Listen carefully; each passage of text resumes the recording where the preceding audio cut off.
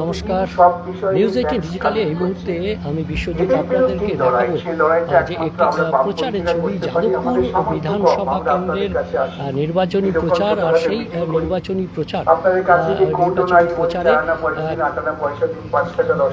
বামফ্রন্ট মনোনীত সিপিআইএম প্রার্থী বিকাশ রঞ্জন ভট্টাচার্য তিনি প্রচারে আছেন। সেই ছবি আপনাদেরকে দেখাবো। তিনি প্রচার এই মুহূর্তে তিনি বক্তব্য রাখছেন। কেউ ফল থেকে তরমুজ খাওয়া এক অসাধারণ অভিজ্ঞতা, যা পয়সা দিয়ে কেনা যায় না, ভালোবাসা দিয়েই পাওয়া যায়। আপনাদের এই ভালোবাসা পেয়ে আমরা মুগ্ধ, কিন্তু এই ভালোবাসাটাকে চিরকালীন করতে গেলে আমাদের অবস্থার উন্নত সেই কথা শোনাবো। বেনাগরিক হওয়া থেকে রুখতে গেলে পরে বামপন্থীদের ভোট দিতে হবে।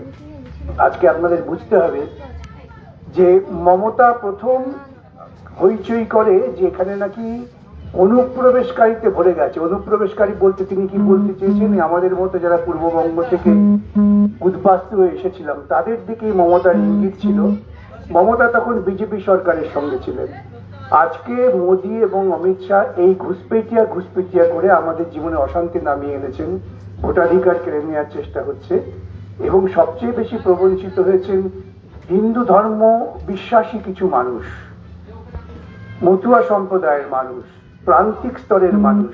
অধিকাংশই আজকে যারা বিপদে পড়েছেন তারা হচ্ছেন হিন্দু ধর্মে যারা বিশ্বাস করেন। আমরা যখন লড়াই করছেন তৃণমূলের দুর্নীতির বিরুদ্ধে, তখন দেখবেন ওই গেরুয়ারা হাজির হয়ে গেল কি হিন্দু ধর্ম নাকি বিপদে আছে, হিন্দু খাতরে মে হয়। এটা আপনারা সবাই বিশ্বাস করতে শুরু করলেন। হিন্দু খাতরে নেই, যে যেমন ধর্ম আচরণ করছেন কোনো বাধা নেই। আসলে ওরা নিজেরা বিপদে পড়ে গেছে, আদানি আম্বানি বিপদে পড়ে গেছে, তার কারণে বামপন্থী শক্তির উত্থান হচ্ছে। সেই জন্যই এখন ওরা হিন্দু খাতরেমাই গপ্প হাজির করেছেন। 500 বছর মোগলরা শাসন করলো, হিন্দুর কিছু হয়নি। 200 বছর ব্রিটিশ শাসন করলো, হিন্দুর কিছু হলো না। স্বাধীনতার পর বিভিন্ন দল ক্ষমতায় এসেছিল, এমনকি বাজপেয়ী এসেছিলেন বিজেপির প্রধানমন্ত্রী, হিন্দু খাতরেমে ছিল না। যেদিন মোদী ক্ষমতায় এলেন হিন্দু খাতরেমে পড়ে গেল। অতএব আপনাদের বুঝতে হবে হিন্দুদের বিপদ হচ্ছে মোদী, অমিত শাহ, মমতা। এদের বিরুদ্ধে আমাদের সকলকে রুখতে হারিয়ে আমাদের সংবিধানের যে অধিকার তাকে রক্ষা করতে হবে। সে কারণেই আমরা আপনাদের কাছে ভোট চাইছি, কারণ এটাই সুযোগ। এই সুযোগটাকে যদি আমরা ব্যবহার না করি তাহলে ওরা আবার বলবে আমরা চুরি করেছি তো কি হয়েছে, লোকে আমাদের ভোট দিয়েছে। টেলিভিশন তো শোনেন, দেখেন না যে তোমরা এত লোকের চাকরি চলে গেল, টাকা চুরি করেছো, তাতে কি হয়েছে, আমরা তো লোকে ভোট দিচ্ছে। সারদা চিট ফান্ডের টাকায় মামলা হলো, কত কষ্ট করে মামলা করে সুপ্রিম কোর্টের অর্ডার হলো, কিছুই হলো না। বলে কি হয়েছে, সারদায় তো কারো সাজা হয়নি। এবং দেখলেন দুদিন আগে সুদীপ্ত সেন জামিন পেয়েছে। কি লিখেছেন বিচারপতিরা? তৃণমূল সরকার বলছে কাগজপত্র হারিয়ে গেছে। এটা হারিয়ে যায়নি, এটা মমতা নিজে হারিয়েছে ইচ্ছে করে। কেন ওই ট্রায়ালটা হলে পরই মমতা জেলে যেতেন। এখন উনি জানেন আমি জেলে যাব, সেই জন্য কাগজপত্র হারিয়ে দেওয়া। এই সমস্ত দুশ্চরিত্র লোকেদের বিরুদ্ধে আপনাদের স্পষ্ট মতামত দিতে হবে এবং আপনারা যদি মতামত দিতে ব্যর্থ হন ওরা কিন্তু মাথায় উঠবে। এখন ঘাড় পর্যন্ত পৌঁছেছে, এরপর মাথায় উঠবে। ওরা বলবে আমরা ভাতা দিচ্ছি। আচ্ছা ভেবে দেখেছেন ভাতাটা কোথেকে দিচ্ছে? বাজার থেকে দেনা করছে। আপনি মুদির দোকানে আসবেন, বলবেন খাতায় লিখে রাখো দেনা পরে ফেরত দেবো। আপনি যদি ফেরত দিতে না পারেন তাহলে মুদিওয়ালা আপনাকে কি করবে?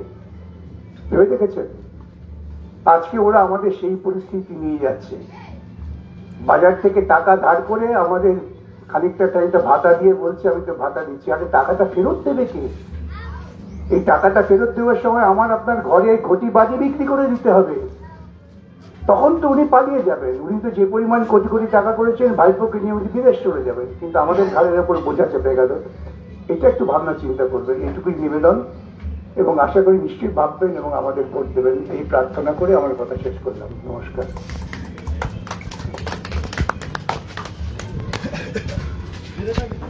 এভাবেই কখনো রাস্তায় দাঁড়িয়ে পথসভা করছেন,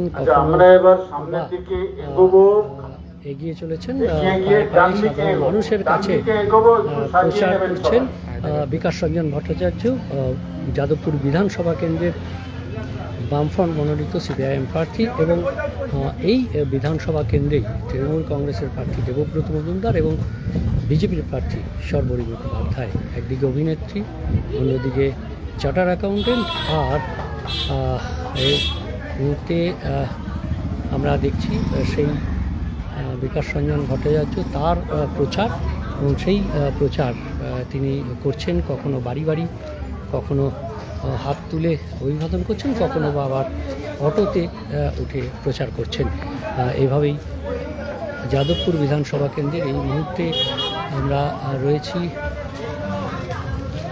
আলতু এলাকায়, এবং আবার তিনি অটোতে উঠে প্রচার করছেন। অর্থাৎ নানানভাবে প্রচার, জনসংযোগ, মানুষের সাথে ভোট প্রার্থনা,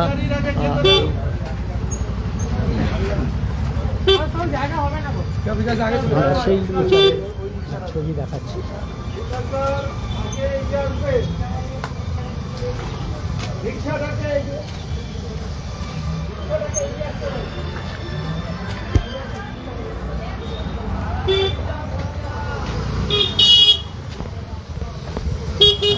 এই মুহূর্তে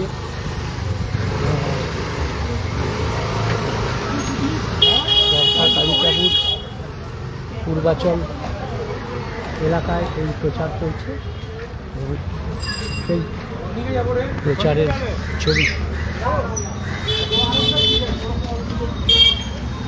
সেই প্রচারের ছবি আপনারা দেখছেন এতক্ষণ। সেই প্রচারের ছবি এবং বক্তব্য দেখালাম বিকাশ রঞ্জন ভট্টাচার্য যাদবপুর বিধানসভা কেন্দ্রের বামফ্রন্ট মনোনীত সিপিআইএম প্রার্থী, এবং তার চলছে যাদবপুর বিধানসভা কেন্দ্র। নমস্কার, আমি বিশ্বজিৎ ছিলাম আপনাদের সঙ্গে। আপনারা দেখছেন নিউজ 18 ডিজিটাল, সব খবর সঠিক সব। ধন্যবাদ।